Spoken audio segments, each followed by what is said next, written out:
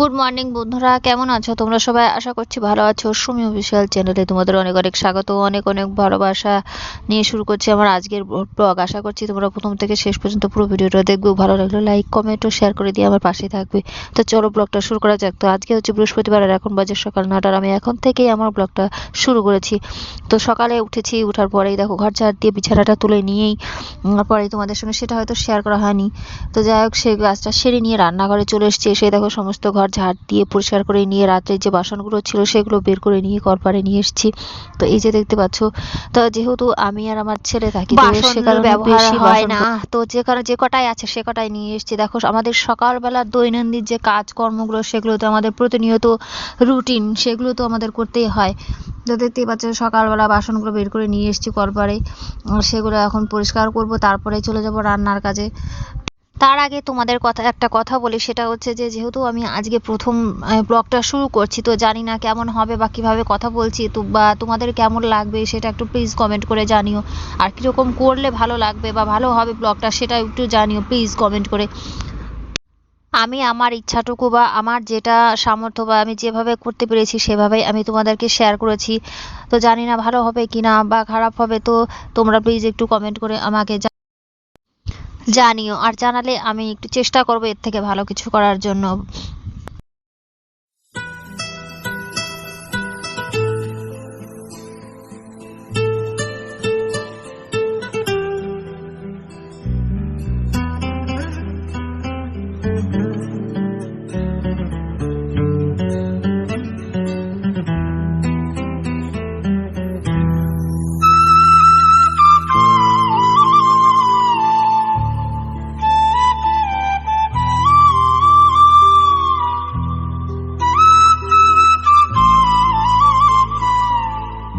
বিশেষ করে যারা গ্রামের বউরা আমরা পরিষ্কার করা হয়ে থাকি তারা হয়তো এই জিনিসটা বেশি ভালো করে লক্ষ্য করবে।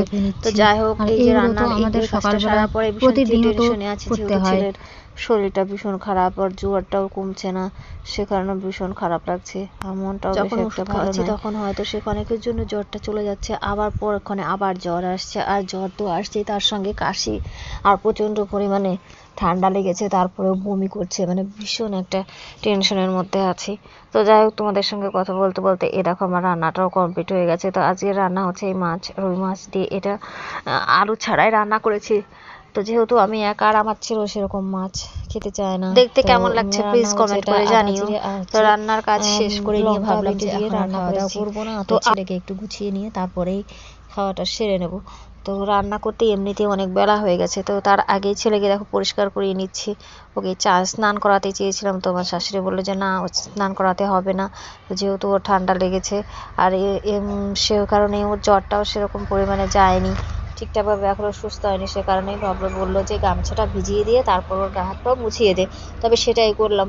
তো এখানে বসিয়ে রেখেছি, দেখো এখানে বসে থাকবে না। আর যেহেতু মোবাইলটা আমার শাশুড়ি ধরে রেখেছে, ও বারবার বলছে ঠাম্মি তুমি ক্যামেরা করছো, আমার ভীষণ লজ্জা লাগছে, তুমি বন্ধ করো, ফোন বন্ধ করো, এভাবে বসে আছে।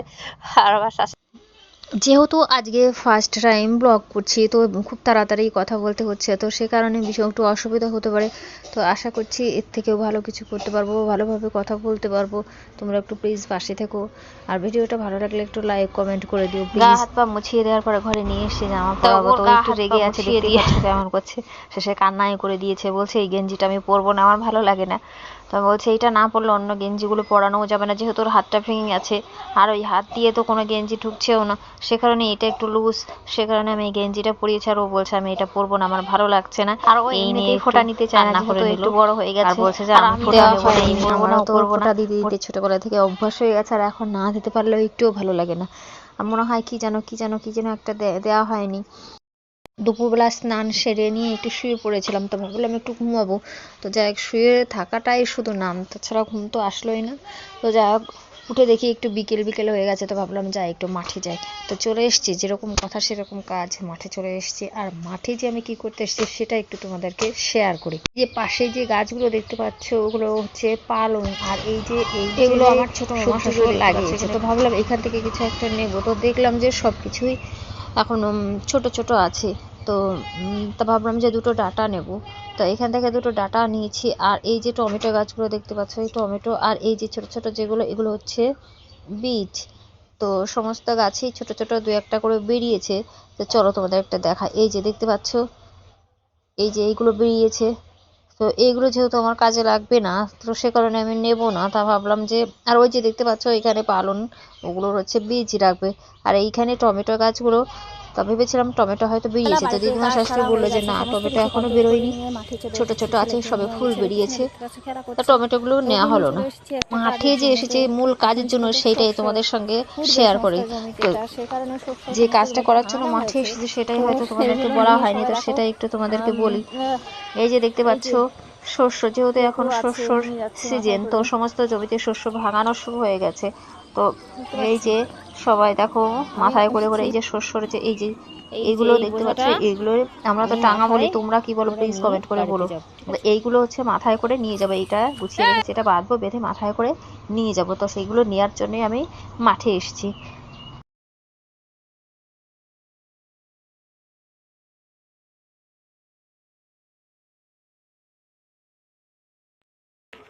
তো দেখতেই পাচ্ছ এগুলো নিয়ে যাব বাড়িতে মাথায় করে। এই যে গামছা নিয়ে এসেছি, আর ওইখান থেকে সবজি নিয়েছি দুটো। মাথায় গামছা বেঁধে নিয়েছি বন্ধুরা, বোঝাটা যেহেতু নিতে হবে মাথায়। আর এই ডাটাগুলো নিয়েছি, সেরকম কিছু নেয়ার নেই। আর বীজ এখানে, আর ওই যে ওগুলো সেরকম কিছু নেয়ার নেই, তো শুধু বোঝাটাই নেবো। তো মাথায় গামছা বেঁধে নিয়েছি।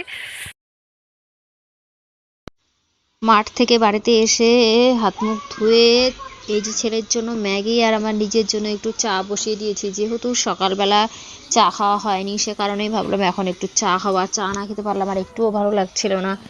তো এখনকার মতো ভিডিওটা এই পর্যন্তই। আশা করছি ভিডিওটা তোমরা প্রথম থেকে শেষ পর্যন্ত দেখবে, ভালো লাগলে লাইক কমেন্ট ও শেয়ার করে দিবে।